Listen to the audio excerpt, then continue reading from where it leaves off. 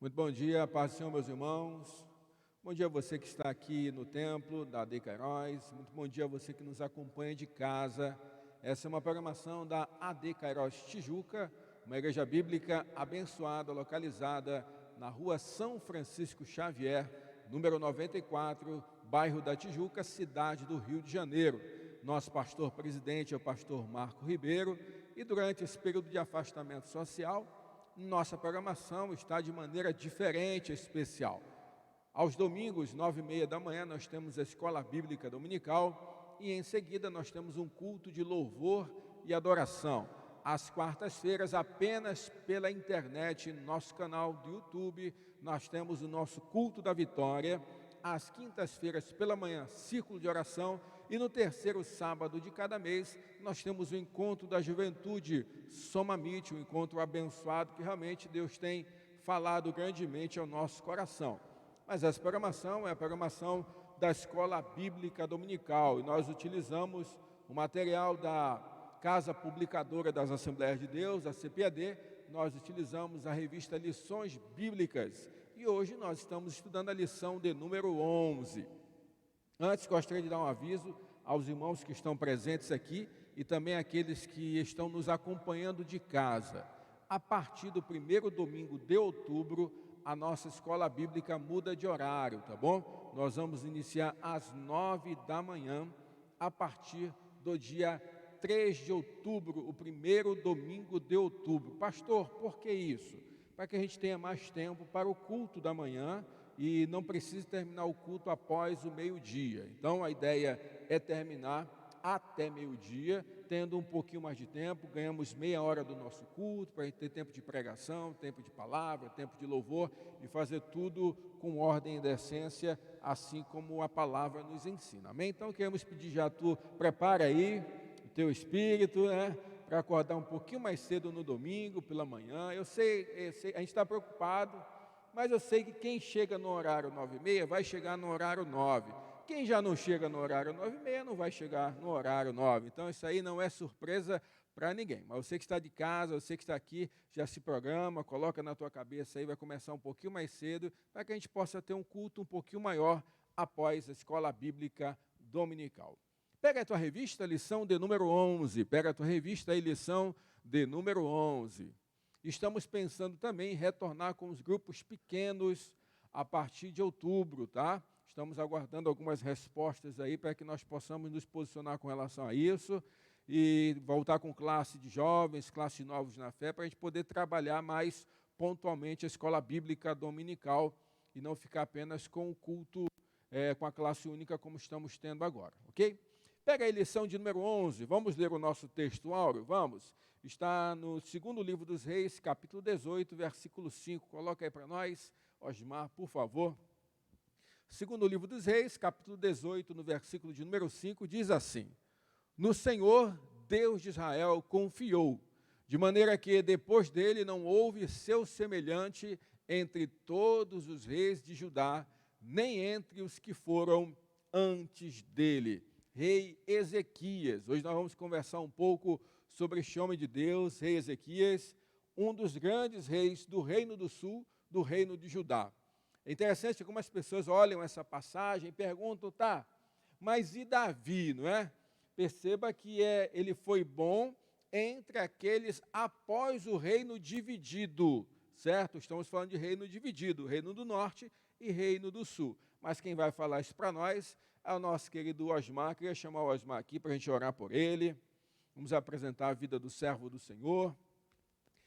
Osmar, que é do Ministério de Louvor Jovem, que é um dos líderes aí da nossa juventude, que nos ajudam aí com a juventude, e também está aqui conosco compondo o time da Escola Bíblica Dominical. Mas voltando à classe de jovens, voltaremos aí com uma classe de jovem forte, muito professor bom na classe de jovem, vai ser bênção em nome de Jesus. Vamos orar? Vamos apresentar a vida do servo do Senhor? Pai, nós te agradecemos, Senhor. Nós bendizemos o teu nome, queremos te render graças por mais um domingo na tua presença. Obrigado pela vida, Senhor. Obrigado pelo privilégio que temos em te servir. Obrigado pelo privilégio que temos de termos uma casa de oração. na qual nós possamos nos reunir para adorar o Senhor com liberdade e conforto, Pai. Obrigado por isso. Obrigado pela vida do teu filho Osmar, que nesta manhã se coloca como instrumento útil em tuas mãos para ministrar a escola bíblica dominical. Obrigado por cada aluno que já se encontra aqui presente, Pai, por aqueles que estão nos acompanhando pela internet. Ó Deus, muito obrigado, que enquanto essa lição seja ministrada, o Senhor esteja abençoando lares, abençoando famílias, tratando vidas, mas que sobretudo a tua palavra possa causar impacto e transformação em nossos corações, Pai. Fala conosco por meio do teu filho Osmar, fala conosco por meio do teu Espírito Santo, que abre o nosso entendimento, em nome de Jesus. Amém. Uma boa aula, meu irmão, que Deus te abençoe em nome de Jesus. Glória a Deus. Bom dia, meus irmãos. Paz do Senhor, para você que está em casa, para você que vai ver esse vídeo agora.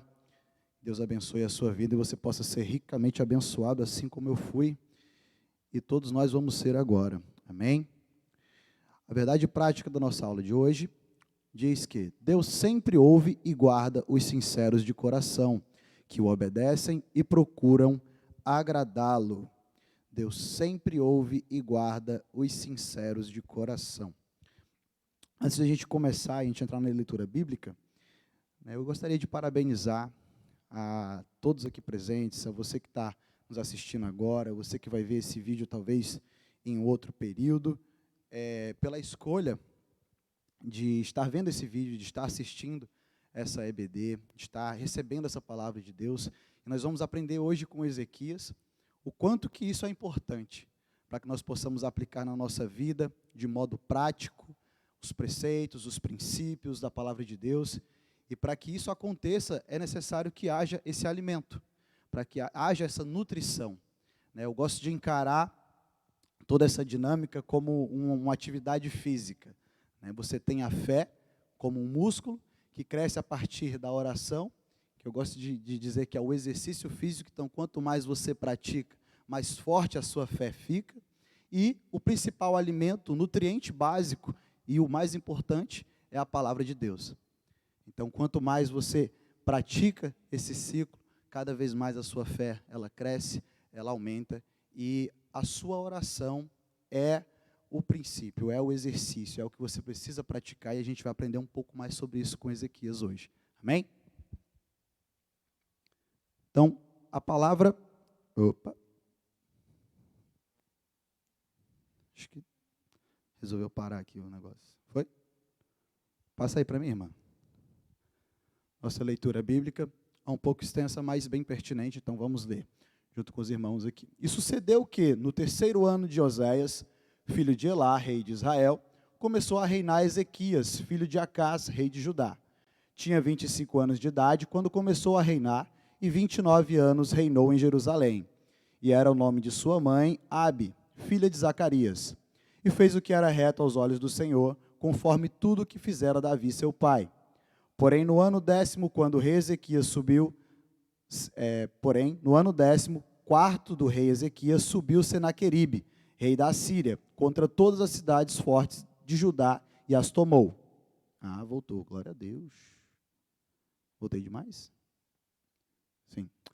Rabsaque, pois se pôs em pé e clamou em alta voz em judaico, e falou, e disse, ouve a palavra do grande rei, do rei da Assíria.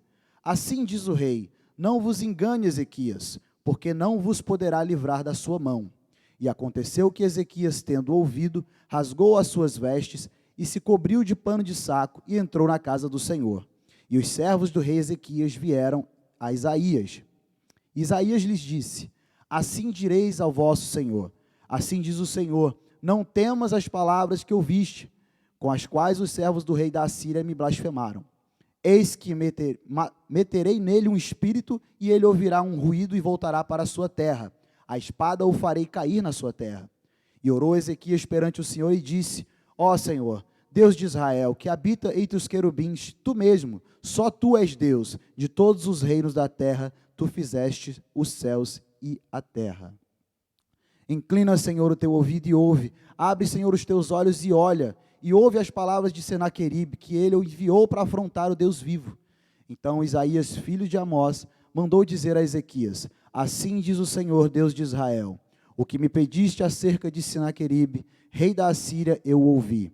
Esta é a palavra que o Senhor falou dele.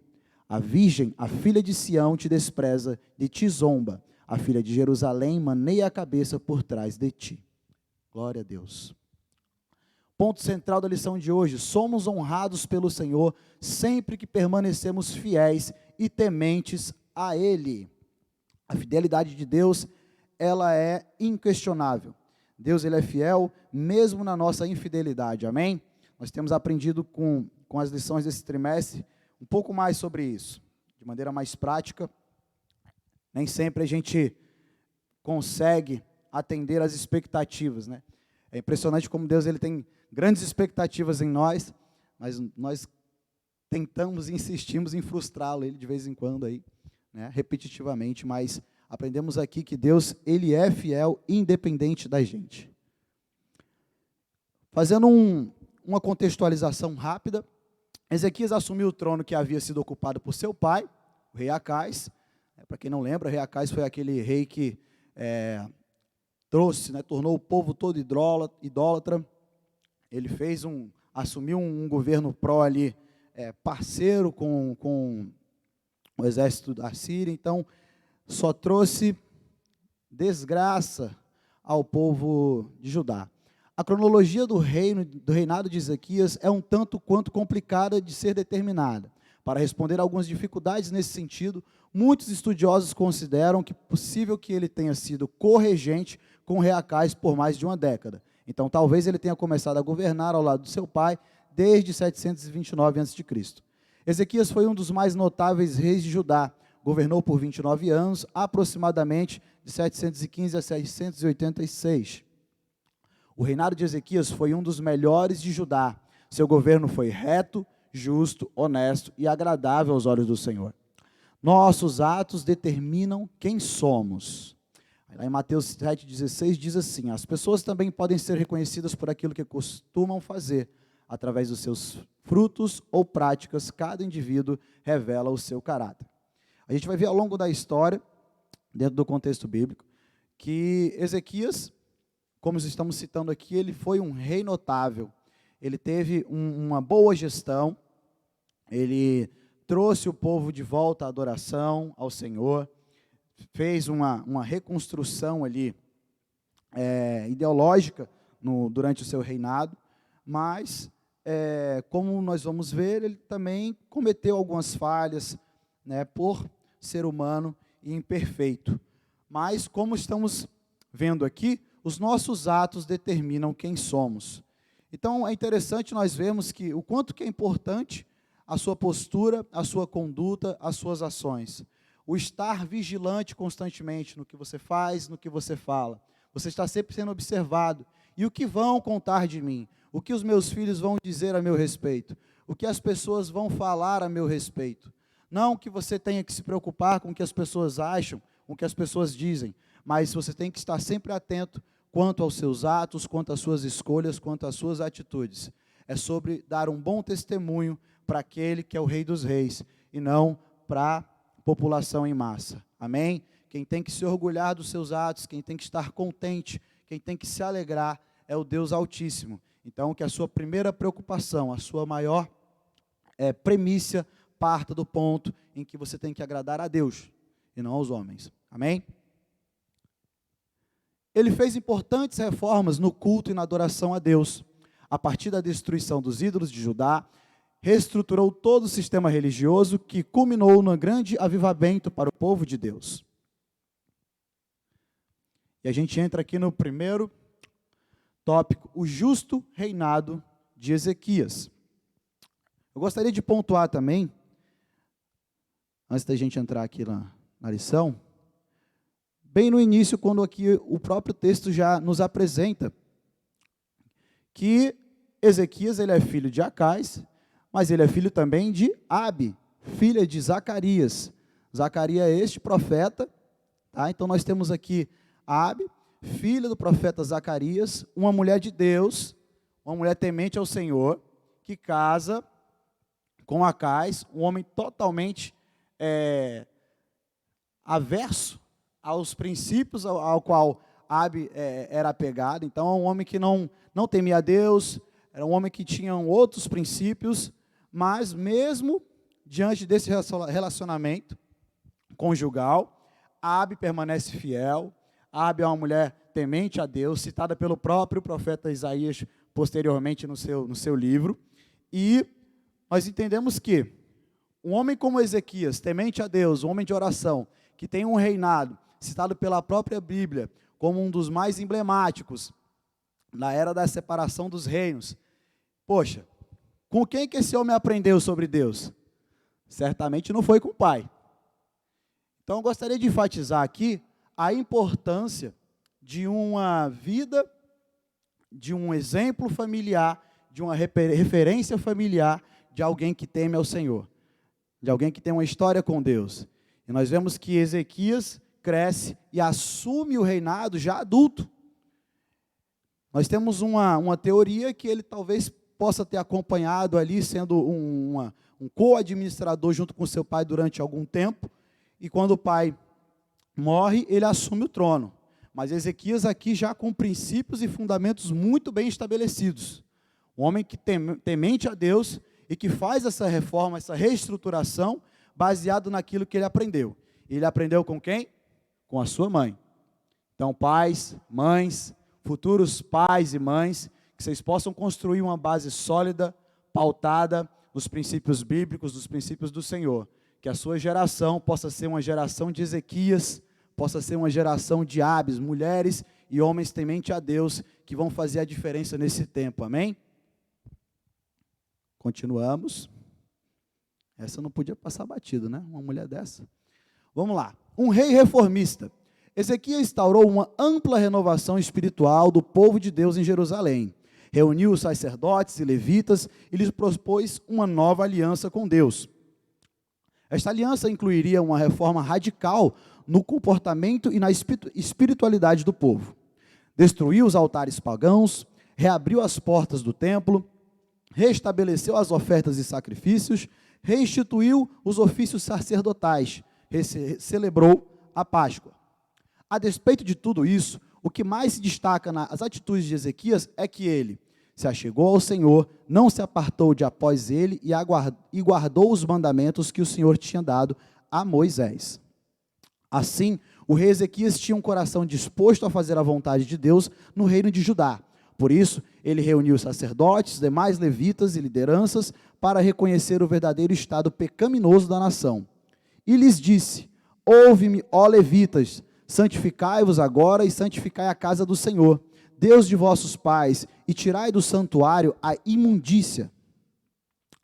É interessante, antes da gente fechar aqui esse tópico 1, o quanto ele preza por aquilo que é sagrado. No início da sua gestão, a primeira coisa que Ezequias faz é juntar quem? Todos os levitas e sacerdotes. Aqueles que eram os responsáveis, aqueles que eram as primeiras pessoas de contato, de iniciativa, de administração, daquilo que tangia ao que era sagrado, aquilo que pertencia, aquilo que era referenciado a Deus. Então, aos olhos de um bom administrador, Ezequias tem a primeira atitude, que eu, na minha opinião, confesso, eu acho assim, cara, é algo que a gente tem que levar para as nossas vidas.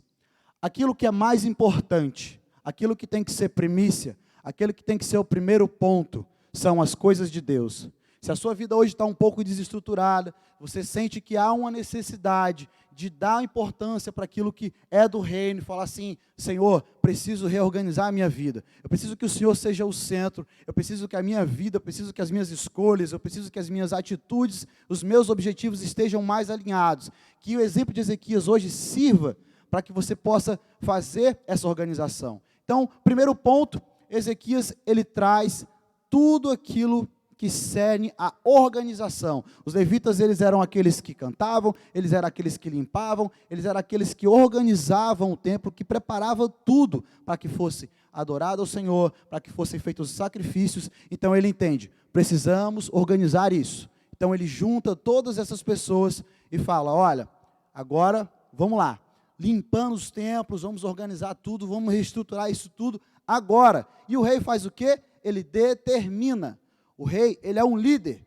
O rei, ele tem atitude. Ele impõe e fala, vamos fazer agora. Então você, enquanto sacerdote da sua casa, você como mulher de Deus, você como referência, você como representação do Senhor nessa terra, na sua família, você tem que tomar posse dessa sua postura. Não é negociar, não é perguntar, não é questionar, mas é sim se impor como a pessoa que você é e determinar. É o momento de organizar, é o momento de fazer uma reforma espiritual e colocar como prioridade hoje aquilo que cerne as coisas de Deus. Amém?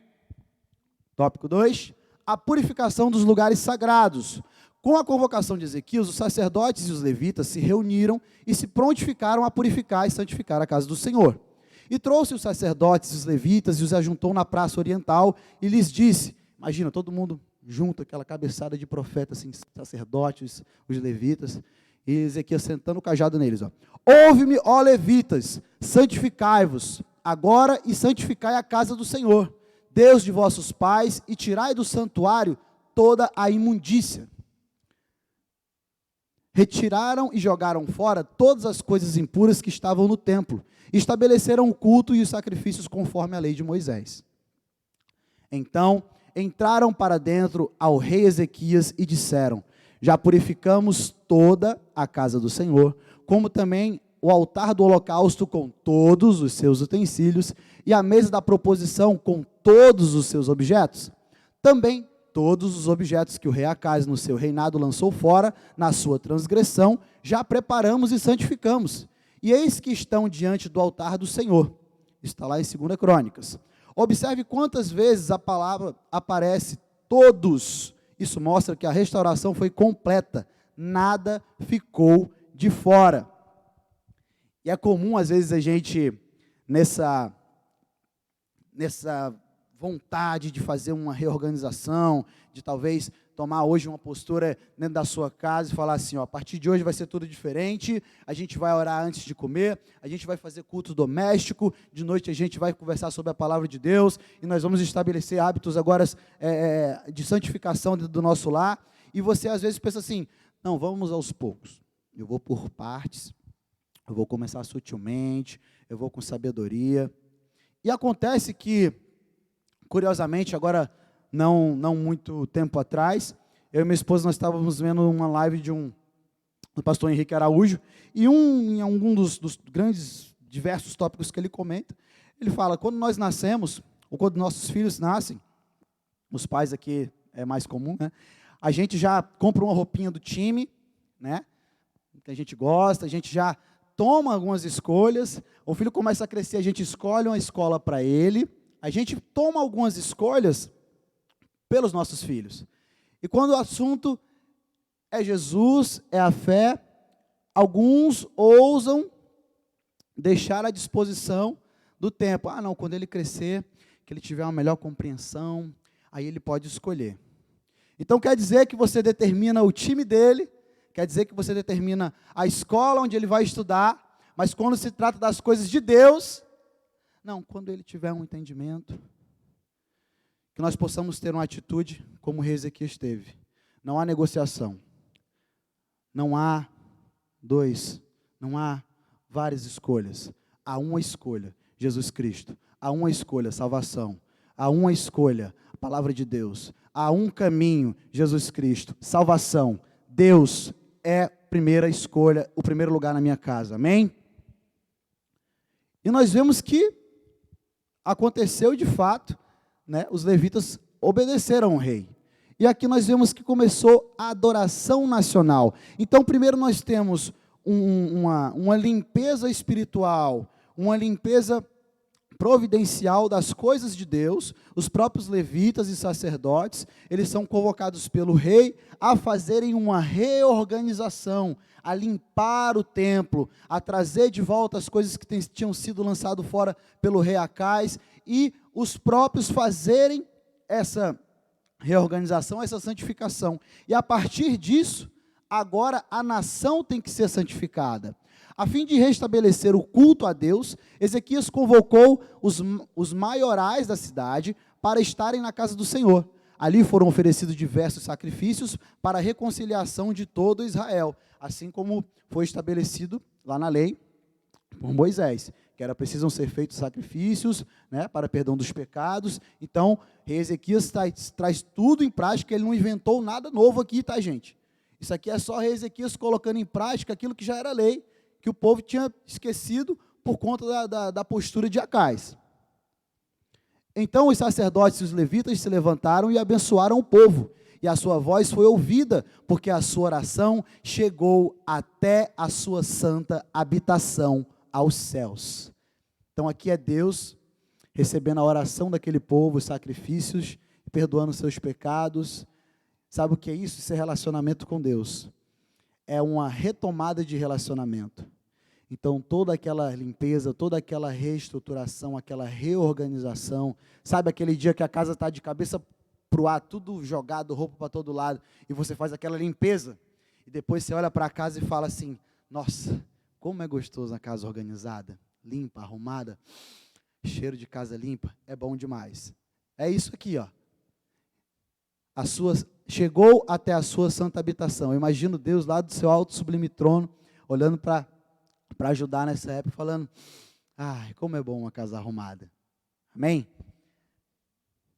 A convocação do rei Ezequias ao povo para a santidade, adoração a Deus e amplas reformas espirituais ocasionou um dos maiores avivamentos do Antigo Testamento. O povo destruiu as estátuas dos falsos deuses, rompeu com a idolatria. Glória a Deus. O que eu fiz, Jesus? Eu desliguei o trem.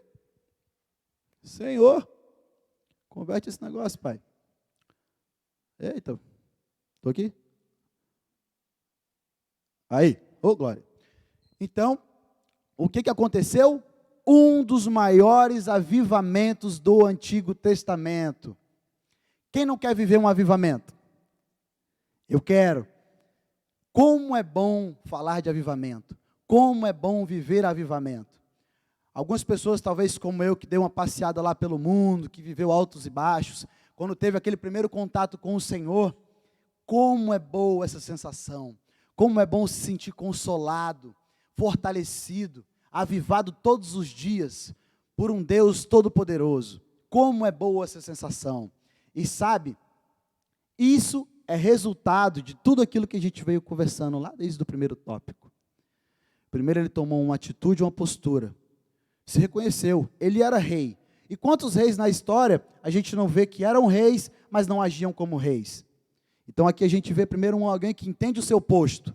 Ele é rei, ele lidera, ele tem que decidir. E ele decide e faz a melhor escolha, escolhe Deus, em primeiro lugar, faz a limpeza, chama tudo. E torna, ó, prioridade aqui, ó, a casa do Senhor, o templo, é isso. Agora vamos trazer todos. Agora eu vou chamar a minha família. Eu já fiz a limpeza, vou chamar os meus filhos, meus irmãos. E aqui agora a gente vai orar. Agora a gente vai clamar, a gente vai adorar o Senhor e vamos adorar. E sabe o que vem depois disso? Avivamento. Isso é consequência.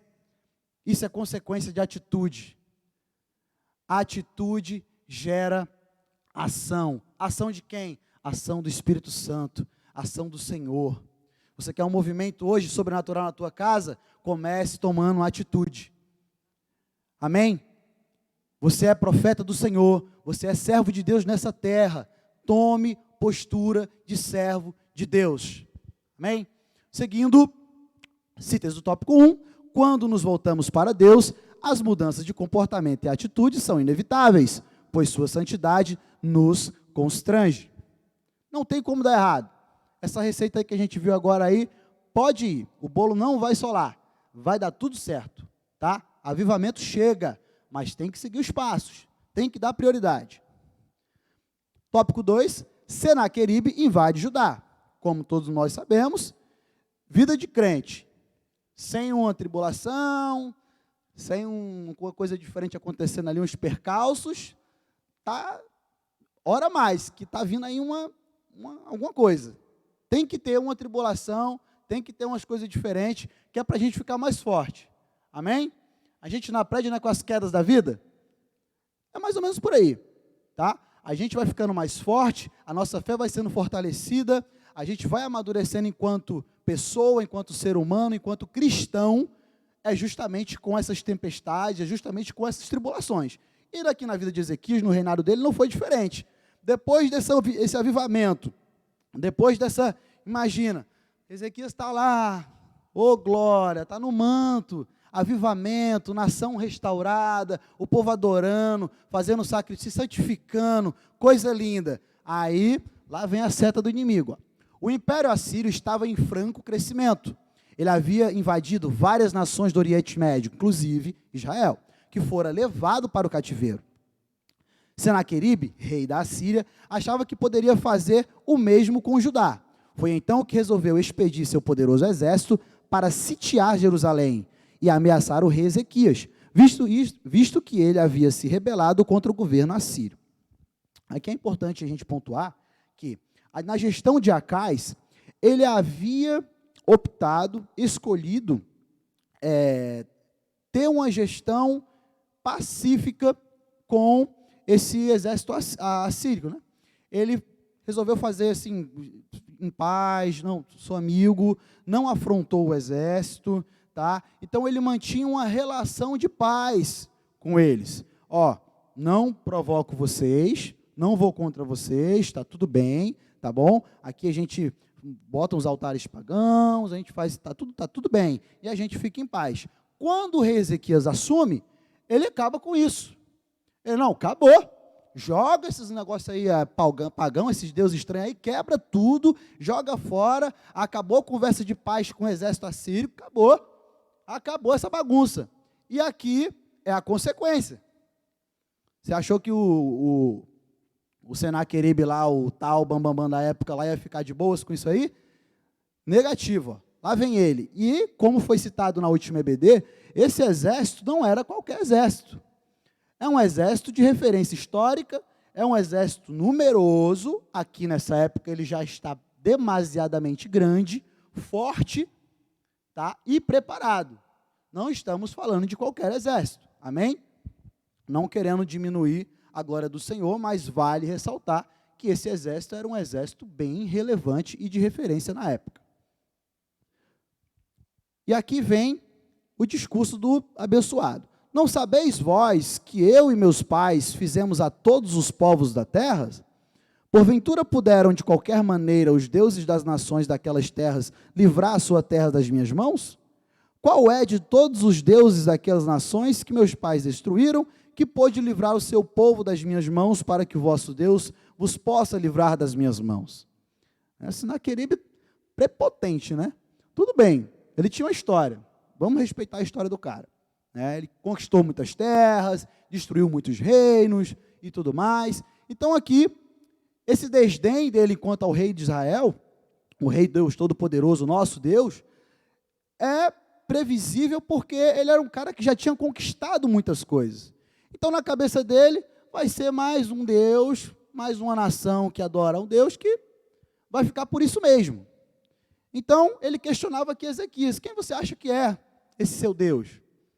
Será que você acha que ele é mais forte do que os outros deuses das outras populações, das outras nações que eu invadi? Você acha isso? Esse é o discurso de Senaqueribe. 2. O temor do rei Ezequias. As ameaças dos assírios pasmaram Ezequias, e o medo se espalhou por toda a corte de Judá, o que levou o rei a consultar o profeta Isaías. Rapaz, aqui aprendemos que a obediência a Deus não é sinônimo da ausência de problemas e enfrentamentos. A mão protetora do Altíssimo nunca deixa seu povo desamparado. Então a gente entende que o tempo mau ele vem, a dificuldade ela vai vir, as provações elas vão vir. Não pense que vida de crente, a gente já está bem, a gente já está experiente nisso, né? Não é só coisa boa, só alegria, está tudo bem. Às vezes as pessoas recebem um convite para se tornarem cristãos e ascendarem a Cristo, achando que é pílula mágica, que a vida vai ser só alegria, que a gente que vive num limbo, que está tudo bem, o mundo está se acabando, e a gente, está tudo bem, glória a Deus. Não é bem assim. A gente só entende que a mão protetora do Altíssimo nunca deixa seu povo desamparado. A gente pode estar passando dificuldade, você pode estar passando por um momento difícil, mas a mão do Senhor permanece sobre você. A sua mão de graça, de misericórdia, de poder, te livrando e te mostrando que, em meio a essa tribulação, essa dificuldade, Deus está trabalhando na sua vida, na minha vida, em nome de Jesus. Amém? Síntese do tópico: nosso inimigo não tem nenhum poder sobre nós. Todas as suas pretensões passam pelo crivo e a aprovação do Senhor. Então, meu amigo, se você está passando prova, Deus está nesse negócio. Amém? Tudo bem que existem provas que nós decidimos abraçar. Existem situações que muitos de nós estamos passando, que nós poderíamos não estar passando, mas estamos. E como nós somos filhos de Deus, e Ele não abandona seus filhos, creia que Deus está com você nesse negócio. Amém? O que nós temos que fazer é nutrir aquilo que a gente falou lá no início. É o nosso relacionamento com Deus. A gente não pode deixar de ouvir a sua voz. E se porventura em meio a essa tribulação você anda meio escutando nada, peça ao Espírito Santo de Deus: Senhor, Deus, Espírito Santo, abre os meus ouvidos, abre o meu entendimento. Eu preciso saber, essa provação, essa tribulação, isso é coisa do Senhor? Se for, Senhor, me ajuda a aprender. Vamos parar de reclamar e vamos começar a agradecer mais.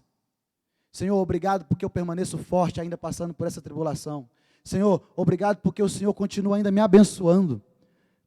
Quantos podem dizer que, caramba, é verdade, eu estou passando essa dificuldade, mas quantas bênçãos eu já recebi em meio a essa tribulação? Eu tenho certeza que você foi abençoado em alguma coisa, em alguma área, sem dúvida. Talvez você possa dizer que, eu não fui abençoado diretamente, mas em meio a essa prova, um filho meu, um irmão meu, meu marido, a minha esposa, passou por isso, e isso é bênção do Senhor para a sua vida. Amém? Porque a minha alegria, a alegria do meu irmão, é a minha alegria, a minha satisfação. Amém? Porque devemos amar o próximo como a nós mesmos, diz o Senhor. Se meu irmão está feliz, se a minha esposa está feliz, eu tenho que me alegrar. E isso é bênção, é graça, é bênção de Deus para a minha vida. Senhor, obrigado. Porque imagina só, se ela está passando uma tribulação e eu também. Aí é bem mais difícil, não é?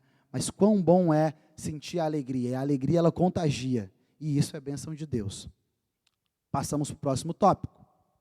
A oração do rei e o livramento do Senhor. A oração confiante de Ezequias. Para intensificar ainda mais sua estratégia do medo, o rei assírio enviou cartas atrevidas e ameaçadoras ao rei Ezequias. A mensagem exigia a rendição de Jerusalém. Caraca, meu Deus. Preciso santificar esse controle aqui, hein? Mas o rei de Judá apresentou essas cartas diante do Senhor e orou fervorosamente. Nessa oração, rei Ezequias agradeceu a Deus e declarou sua soberania sobre tudo e todos. Recebendo, pois, Ezequias cartas das mãos dos mensageiros e lendo-as, subiu à casa do Senhor e Ezequias a estendeu perante o Senhor. Está lá em Isaías. Deus conforta o rei. Deus usou o profeta Isaías para confortar o rei Ezequias e mostrar o que estava com ele. O Senhor disse que tinha ouvido as orações do rei a respeito do atrevimento de Senaqueribe. Lá em Isaías está assim: Isaías lhes disse: assim direis ao vosso amo, assim diz o Senhor, não temas à vista das palavras que ouviste, com as quais os servos do rei da Síria de mim blasfemaram. Eis que porei nele um espírito, e ele ouvirá um rumor e voltará para a sua terra, e fá-lo-ei cair morto à espada na sua terra. Aleluia! E aqui eu quero mostrar para vocês, para que nós possamos compreender, que lá no início, o texto fala da seguinte forma: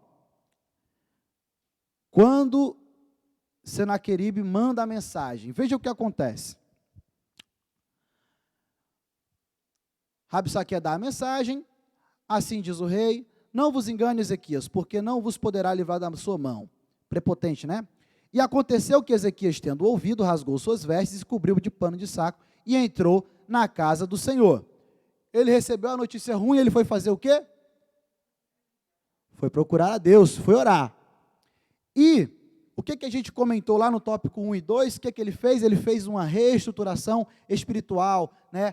Trouxe de volta o pessoal à adoração, e aqui os servos já estão tão santificados, já entenderam como é que funciona o sistema, ou seja, a postura de Ezequias já contagiou tanto o reino, que o que os servos fazem? Olha lá, Ezequias correu, foi orar, e os servos do rei Ezequias vieram a Isaías, foram procurar o profeta. Então os servos já estão conectados, já está todo mundo falando a mesma língua. Entenderam o quanto que uma postura, uma atitude, a prática podem transformar um ambiente, um contexto? Então aqui não existe mais um rei passando uma tribulação, e sim uma nação, um povo todo falando a mesma língua, sentindo a mesma dor, sentindo o mesmo medo, e o melhor de tudo, procurando o mesmo remédio, Deus. Os servos procuram quem? O profeta, porque eles acreditam que dali vai vir uma resposta de Deus, que dali vai vir um socorro, vai vir uma previsão, qualquer coisa do gênero, enquanto o seu líder está orando. Como é bonito ver essa sinergia, sabe, o mesmo contexto, todos falando a mesma língua, sabe, que isso possa ser uma meta para as nossas vidas, enquanto servos de Deus, que nossa casa seja assim, uma casa de adoração, uma casa de pessoas que recorrem não a homens, cavalos, dinheiro, mas que recorrem primeiramente a Deus. Amém? Vamos continuar. Ó, agora eu fiquei bom nesse controle, hein? Ô, glória. Isso.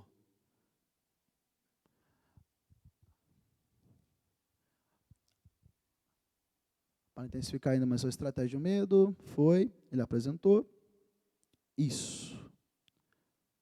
Sucedeu, pois, que naquela mesma noite, saiu o anjo do Senhor e feriu no arraial dos assírios a 185.000 deles. E levantando-se pela manhã cedo, eis que todos eram corpos mortos. Quando dizem que a oração do justo pode muito em seus efeitos, quando a gente escuta dizer que existe um Deus que peleja nossas pelejas, que luta nossas batalhas, que guerreia por nós, enquanto nós dormimos, não é porque toda vez que você vai dormir à noite, Deus fica guerreando por você, Ele guerreia todo momento.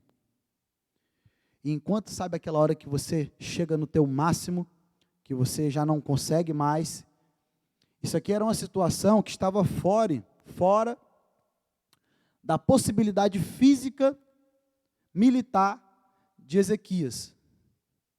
Então, só existe um caminho aqui para ele, é Deus. Ah, então só Deus podia eliminar? Não, Deus poderia dar aqui uma ordem, Ezequias, vai com o teu exército, e eu vou à frente e a gente vai conseguir. Mas aprove a Deus usar de uma outra estratégia. E é importante a gente entender isso. Deus, ele pode operar na minha vida de uma maneira, na vida do Pedro de um jeito, na vida do pastor Reinaldo de um jeito, na vida da minha esposa de um jeito, e na minha vida de outro jeito. A mesma provisão do Senhor aqui para Ezequias não vai ser a mesma provisão para mim, mas Deus proverá, amém?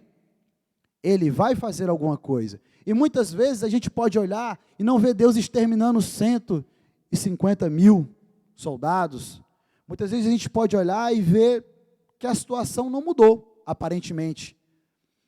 Aqui foi uma situação física, era possível olhar e ver aquela multidão de homens mortos, mas muitas vezes a gente olha para o problema e parece que nada aconteceu. Entenda, o tempo é de Deus, a provisão é dele, confie que Deus escuta a sua oração. Se você orou, se você pediu, te resta e nos resta confiar. Isso é fé, é acreditar naquilo que você não vê. Amém? Que nós possamos continuar vivendo pela fé, nutrindo nossa fé, com oração, com confiança, com busca, com relacionamento. Porque isso aqui, meus irmãos, isso aqui é sobrenatural, isso aqui é poder de Deus. Um Deus que extermina um exército que era um exército dos maiores da época, um exército que aniquilou nações, um exército que destruiu vidas. Vocês podem imaginar o quanto esses homens fizeram pessoas sofrer, homens e mulheres de Deus, quantos morreram, quantos filhos cresceram sem pai e sem mãe. A gente olhar hoje para um contexto hoje que a gente vive, isso aqui era uma situação triste, era uma situação deprimente. O povo de Deus aqui em Judá vivia um tempo de alegria, um tempo de renovo, um tempo de esperança, um tempo que eles voltaram a adorar o Senhor. Imagina quanto tempo o povo ficou na mão daquele rei Acais lá, nazarento lá, sofrendo, tendo que ver a casa de Deus bagunçada, o povo adorando a Deus pagão, enquanto aqueles que adoravam a Deus, que eram servos de Deus fiéis, ficavam lá padecendo, sem poder fazer nada. E chega Deus, levanta Ezequias e tudo se reconstrói. E de repente chega esse enviado do inferno aí, esse Senaqueribe, dizendo que vai destruir tudo. Imagina um povo que vivenciou tudo isso. Os mais velhos da época, falando para os mais novos, meus filhos, meu Deus do céu, se esse Senaqueribe destruir, vai ser trevas de novo, vai ser o fim, tudo isso que a gente viveu agora, esse novo tempo. Senhor, imagina a preocupação daquele povo. Mas existia um novo tempo, existia alguém que se levantou, se impôs como servo de Deus, que entendeu que ele era a autoridade do Senhor, levantada pelo Senhor, naquele tempo, para resgatar aquele povo, e tomou uma atitude. E posteriormente houve avivamento, uma nação que se relacionou de novo com Deus, e com o relacionamento vem provisão do eterno, e aqui a gente tem a consumação da provisão do Senhor. Um Deus que resolveu o problema que o homem já não podia mais resolver. Mas aquilo que o homem podia fazer, ele teve que fazer. Que foi limpar a casa, que foi reestruturar tudo, que foi adorar a Deus, que foi fazer sacrifícios para perdão dos pecados, que foi nutrir o relacionamento. Isso eu e você nós podemos fazer. Essa atitude eu e você nós podemos tomar hoje. Você pai, você mãe, você filho, você irmão, você pode hoje chegar e dizer, olha, o que importa não é as coisas que acontecem, o que importa não é dinheiro, o que importa não é diploma, o que importa é relacionamento com Deus, o que importa é vida com Deus. Sabe por quê? Porque é ela que vai te sustentar no teu trabalho. Porque é ela que vai te ajudar a chegar até o final da faculdade. Porque é esse Deus que vai olhar para você quando você estiver recebendo o seu diploma, quando você for promovido, e vai dizer, como é bom uma casa organizada. Amém? Que nós possamos ser esse rei Ezequias. Que nós possamos atentar e dar importância para aquilo que de fato é importante, é o relacionamento com Deus, amém? O fim de Senaqueribe não poderia ser mais trágico, foi assassinado pelos próprios filhos, e entretanto na casa de seu Deus, os mesmos que descenderam dele, o mataram ali à espada. Bom, esse foi o fim do Nazarento lá. Aquele que ousa enfrentar o Senhor Deus é severamente castigado. Bom, não tem outra saída, né? Afrontou o povo de Deus, matou o povo de Deus, fez o que fez e achou que ia ficar por isso mesmo. Bom, errou, né? Conclusão. Ninguém pode afrontar e zombar do Todo-Poderoso e ficar impune. Ezequias foi temente ao Senhor e confiou nele nos momentos mais difíceis de seu reinado. Deus sempre ouve os sinceros de coração que confiam nele mesmo diante do medo e da insegurança. Meus irmãos, eu espero que Deus tenha falado com você nessa manhã. Eu espero que nós possamos ter aprendido um pouco mais com a palavra de Deus, como ela sempre nos abastece de algo novo. E vocês vão poder ver ao longo da história lá na Bíblia, que a vida de Ezequias, ela sucede também de muitas falhas. Como eu falei inicialmente, lá no comecinho, ele, assim como eu, assim como você, é humano e suscetível a erros.